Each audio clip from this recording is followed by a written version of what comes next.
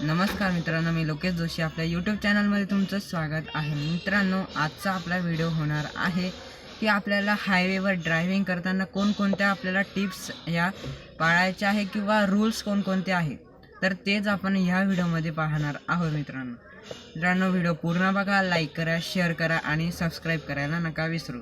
तर मित्रांनो, आपला पहिला मेन मुद्दा आहे की सीट बेल्ट.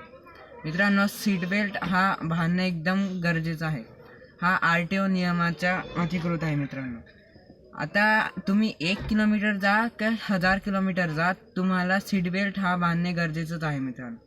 पण मित्रांनो, आजकाल तर कसं झालं आहे, लोक आता समोर बघता, पुढे ट्रॅफिक पोलीस आहे, लगेच आता असं पकडून ठेवतील, ते गेले का लगेच सोडून देतील.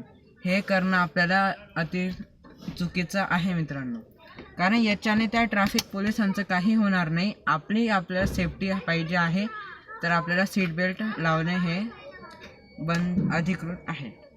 मित्रांनो, आपला सेकंड नियम आहे की रस्त्यावर आपल्याला ड्रायव्हिंग करताना नेहमी लक्ष केंद्रित करायचं. आता लक्ष केंद्रित करायचं म्हणजे डायरेक्ट स्टॅच्यूसारखा नाही बसायचं. मित्रांनो, आता ड्रायव्हर लोकांना कशी सवय असते की आता ते ड्रायव्हिंग करताना याच्याशी वाद घालते, नंतर मागच्यांशी वाद घालते. तर तसं केल्याने काय होईल मित्रांनो, बोलाचालीमध्ये पुढे एखादं वाहन येऊन गेलं तर त्या सिच्युएशनला ते गाडीला हँडल करू शकणार नाही. तर असं मित्रांनो, असं याच्याने जो अपघात हे मोठ्या प्रमाणामध्ये होतात. तर ड्रायव्हिंग करताना लक्ष केंद्रित करा मित्रांनो, फक्त ड्रायव्हिंग करण्यामध्ये. कोणाशी वाद घालू नका, फक्त आपलं लक्ष ड्रायव्हिंग करण्यावरच ठेवा. मित्रांनो, आपला पुढचा पॉईंट आहे ओव्हरटेकिंगचा. मित्रांनो, ओव्हरटेक करायला सगळ्यांना आवडतं, असं कोणीच नाही की मला नाही आवडत किंवा तुम्हाला नाही आवडत. ओव्हरटेकिंग करायला सगळ्यांना आवडतं. पण मित्रांनो, आजकाल लोक ओव्हरटेकिंग एकदम चुकीच्या पद्धतीने करत आहे. आता चुकीच्या पद्धतीने कसं, तर ते ओव्हरटेकिंग करताना मिरर चेक करणार नाही किंवा इंडिकेटर वगैरे काही देणार नाही, डायरेक्ट ते स्टेअरिंग वळवतील. तर मित्रांनो, स्टेअरिंग डायरेक्ट तुम्ही वळवता आहे, तर त्यावेळेस आपल्या बाजूला किंवा मागे पुढे वाहन आहे, तर हे पण तुम्ही मिररमध्ये एकदा चेक करा की मला ड्रायव्हिंग करताना मला ओव्हरटेकिंग करायचं आहे पुढच्या वाहनाशी, तर मला चारही दिशेकडून मला पूर्ण बाजू आहे का की मी ड्रायव्हिंग करताना ओव्हरटेकिंग करू शकतो. हे आपल्याला एकदा तिघं मिररमध्ये चेक करायचं आहे. आता कळालं की तिघं मिररमध्ये मला ओव्हरटेकिंग करायला पूर्णपणे जागा आहे. तुम्ही इंडिकेटर द्या. इंडिकेटर दिल्यानंतर जशी तुम्ही लेन चेंज करता, लगेच इंडिकेटर बंद करा, हॉर्न वाजवा, पासिंग लाईट यूज करा आणि त्या वाहनाची पुढे ओव्हरटेकिंग करा. मित्रांनो, आपला पुढचा पॉईंट आहे वेग मर्यादा. मित्रांनो, आजकाल तर वेग मर्यादा कोणी पाळत नाही, पण जे चांगले ड्रायव्हर आहेत ते नक्कीच हा वेग मर्यादा पाळतात. कारण मित्रांनो, आता आजकाल तर AI आहे. आता AIने काय केलं आहे मित्रांनो, आपल्या गव्हर्मेंट ऑफ इंडियाने पूर्ण रस्ते जे NHAI तर ह्या रस्त्यांवर कॅमेरे बसवले. आता समजून घ्या, जर रस्त्यावर 80चं स्पीड लिमिट असेल, तर तो जर गाडी 80 किंवा 85च्या वरती गेली, तर लगेच ते AIचे कॅमेरे त्या गाडीचा ॲटोमॅटिकली फोटो काढतील आणि काही 5000 किंवा 1000 रुपये असे काही चालान असतात, तर तो ॲटोमॅटिकली त्या ड्रायव्हरच्या अकाउंटमधून ते पैसे कापले जातात. तर मित्रांनो, आपल्याला वेग मर्यादा पाळणे हे खूप गरजेचे आहे. आता वेग मर्यादा कशी आहे, तर मित्रांनो, ज्या वेळेस आपण हायवेवर गाडी चालवत असतो, तर त्याच वेळेस आपल्याला ड्रायव्हिंग करताना समोर किंवा आजूबाजूला एक असे बोर्ड दिसतात, ज्याच्यावर लिहिलं असेल 70 किंवा 80, 100 असे लिहिलेले असतात. त्यांनाच म्हणतात स्पीड लिमिट.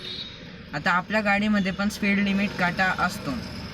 तर मित्रांनो, आता आजच्या ज्या गाड्या निघत आहे, आजच्या टॉप मॉडेल, तर त्या गाड्यांमध्ये क्रूज कंट्रोल नावाचं एक सिस्टीम आहे.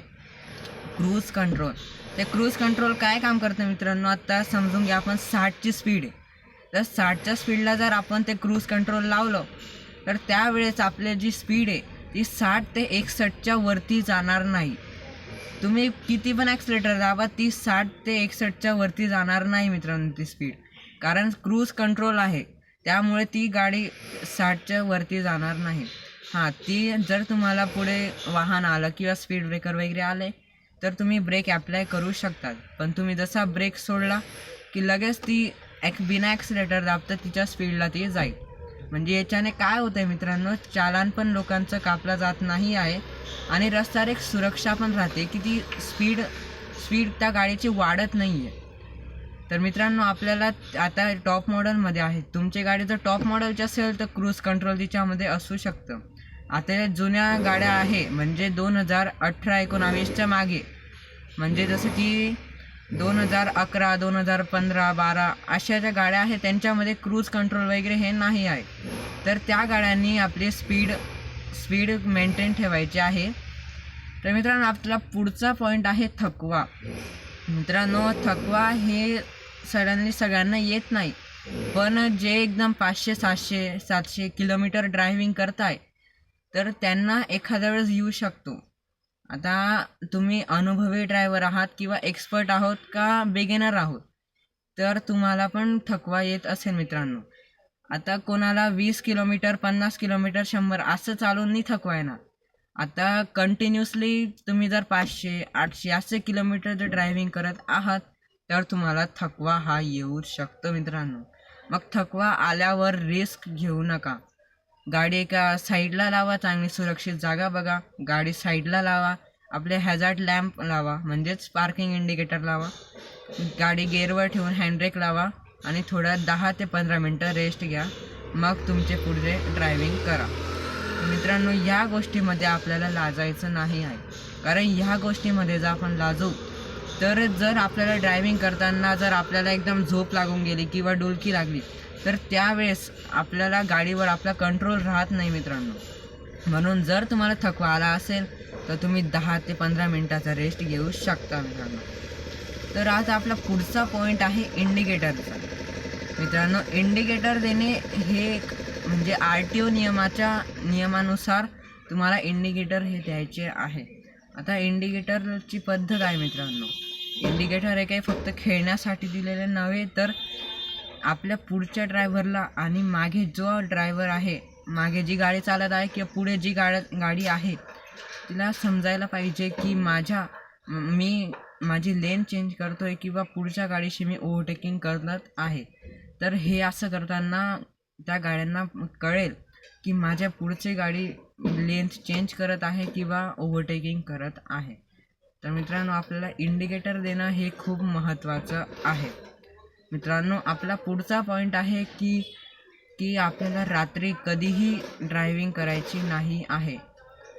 आपल्याला सकाळीच ड्रायव्हिंग करायची आहे मित्रांनो. पण काही लोक तर कसे सांगतात की रात्री ट्रॅफिक जास्त नसते. हे तुमचं खरं आहे मित्रांनो, रात्री ट्रॅफिक नसते अनुभवानुसार. पण कसं असतं, रात्री आपल्याला पण आता जे ड्रायव्हर्स असतात तर त्या ड्रायव्हरला आता रोज रात्री ड्रायव्हिंग करायची सवय असते. पण आपल्याला काय असेल, तुम्ही जर एक्सपर्ट ड्रायव्हर आहात किंवा बिगिनर आहात, तुम्हाला रोज ड्रायव्हिंग करायची ही पद्धत म्हणजे तुम्हाला ड्रायव्हिंग करायची अनुभव नाही आहे. मग हाच अनुभव तुम्हाला एखाद्या दिवशी होऊ शकतो. म्हणून मित्रांनो, रात्री पुरेसा झोप घ्या, सकाळी उठा, सकाळी फ्रेश मूडने ड्रायव्हिंग करा मित्रांनो. आता आपला पुढचा प्रवास आहे गाडीची नियमित तपासणी करणे. मित्रांनो, तपासणी करणे म्हणजेच आता काय आले मित्रांनो, जसं की आपण दरवर्षी आपल्याला कूलंट, ब्रेक ऑइल आणि इंजिन ऑइल हे बदलणं म्हणजेच पूर्ण गाडीची सर्व्हिसिंग करणे हे आपण दरवर्षी करतोच. तर मित्रांनो, दरवर्षी आपण ते करतोच. मग आपण जर एखाद्या लॉंग रूटला जात असू तर आपल्याला त्यावेळेस आपल्याला आपल्या गाडीचे ब्रेक ऑइल आणि इंजिन ऑइल हे आपल्याला चेक करणं बंधनकारक आहे मित्रांनो. एकदा चेक करून घ्या. तर आता आपला पुढचा नियम आहे की गाडीचा नियम पाळा मित्रांनो. तर नियम पाळा म्हणजे आपल्या गाडीचे आपण काय दर वर्षाला काय PUC, तर PUCचा फुल फॉर्म काय आहे तर पोल्युशन अंडर कंट्रोल सर्टिफिकेट. तर हे सर्टिफिकेट असणे आपल्याकडे गरजेचे आहे. PUC, इन्शुरन्स हे असणं आपल्याकडे गरजेचे आहे मित्रांनो. जर तुम्हाला एखाद्या ट्रॅफिक पोलिसांनी थांबवलं, तर आपल्याला त्यावेळेस ते दाखवायसाठी आपल्याला हे कागदपत्र दाखवावे त्यांना लागतात. किंवा जर तुमच्याकडे जर ते आता नसेल किंवा घरी असेल, तर त्यावेळेस तुम्ही जे गव्हर्नमेंट ऑफ इंडियाने जे जे त्यांच्या अधिकृत त्यांनी ॲप लॉन्च केलेलं आहे, जसं डिजिलॉकर झालं, तर त्या डिजिलॉकरवर तुम्ही जाऊन ते फोटो तुम्ही त्यांना दाखवू शकतात. आणि मित्रांनो, आता पुढचा आपला पॉईंट आहे की दारू पिऊन वाहन चालवू नका. मित्रांनो, आजकाल काय होतं आहे, जे ड्रायव्हर्स असतात तर ते काही बघत नाही आणि डायरेक्ट ते म्हणजे दारू पिऊन ड्रायव्हिंग करतात. त्यावेळेस काय असतं, गाडीवर आपला पण कंट्रोल नसतो आणि त्या ड्रायव्हरचा आणि गाडीचा पण काही संबंध नसतो मित्रांनो. तर त्याच वेळेस असंच होतं की आपल्याला गाडीचा कोणाशीच संबंध नाही आहे, ती गाडी ॲटोमॅटिक चालत असते. चालता काय होते की अचानकच ती गाडी कुठे धडकेल किंवा एकदम डिवायडर घेऊन जाईल. तर अशामुळे अपघात होण्याचे चान्सेस हे खूप जास्त असतात मित्रांनो. तर आता आपला पुढचा नियम आहे हाय बीम आणि लो बीम.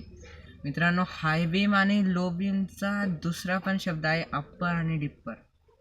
मित्रांनो, अप्पर आणि डिप्पर हा फक्त रात्रीच यूज गेलेला लाईट असतो. अप्पर आणि डिप्परचा काय अर्थ असतो मित्रांनो, आपल्या टप्प्यामध्ये जर समोरचा वाहन आला तर त्याला आपण डिप्परचा इशारा द्यायचा. पण हे क्वचितच ड्रायव्हर असं करतात मित्रांनो. कारण आजकाल काय होतं आहे की तुम्ही एखाद्या वन वे रस्त्यावर जात आहे, तर वन वे रस्त्यावर जाताना सगळ्या लोकांचा हाय बीम लाईट असतो. ते क्वचितच असे कोणी चांगले ड्रायव्हर असतात जे बघून गाडीचा लाईट आपला डिप्पर करतील. कारण त्याच्याने काय होतं मित्रांनो, आता अप्पर लाईट राहिला तर त्या लाईटाने आपल्या डोळ्यांना जो समोरचा जो व्यक्ती असतो तर त्याच्या डोळ्यांना त्रास होतो. तर त्रास झाल्याने त्याचे डोळे दिपून जाऊ शकतात आणि त्याला समोरचं काही दिसत नाही. तर त्याला समोरचं दिसत नाही तर तो तुमच्या गाडीलाही आदळू शकतं मित्रांनो. म्हणून तुमची पण सुरक्षा ठेवा, त्याची पण सुरक्षा ठेवून आपल्याला गाडीचे लाईट हे डिप्परला करायचे आहे. आता आपला पुढचा पॉईंट आहे हॉर्नचा. मित्रांनो, हॉर्न हा आजकाल खूप यूज होतो आहे. हॉर्नमुळे नॉईज पोल्युशन हा खूप वाढत आहे. आता आजकाल लोकांना एवढी घाई आहे मित्रांनो, सिग्नलवर आता जशी गाडी स्टॉप आहे, जसा सिग्नल ग्रीन झाला की लगेच ते एवढ्या जोरजोरात नाही ते एवढ्या जोरजोरात ते हॉर्न वाजवतील की त्यावेळेस जो आपल्या समोरचा ड्रायव्हर असतो तर त्यावेळेस ते खूप म्हणजे घाबरून जाऊ शकतात. म्हणून मित्रांनो, आपल्याला हॉर्नचा यूज हा जास्तपणे करायचा नाही आहे. मित्रांनो, आपला आता शेवटचा पॉईंट आहे प्रॉपरली इंडिकेटर बंद करणे. मित्रांनो, आजकाल कसं होतं आहे, लोक इंडिकेटर देतात पण इंडिकेटर बंद करत नाही. याच्याने मागच्या आणि पुढच्या लोकांना कळत नाही की आता ते लेंथ कुठून चेंज करत आहात. तर मित्रांनो, प्रॉपरली तुम्ही इंडिकेटर बंद करत जा. मित्रांनो, हा होता आपला पार्ट 1. पार्ट 2साठी नक्की मला सबस्क्राईब करा. पार्ट 2 आपण लवकर आणणार आहोत. त्यासाठी धन्यवाद.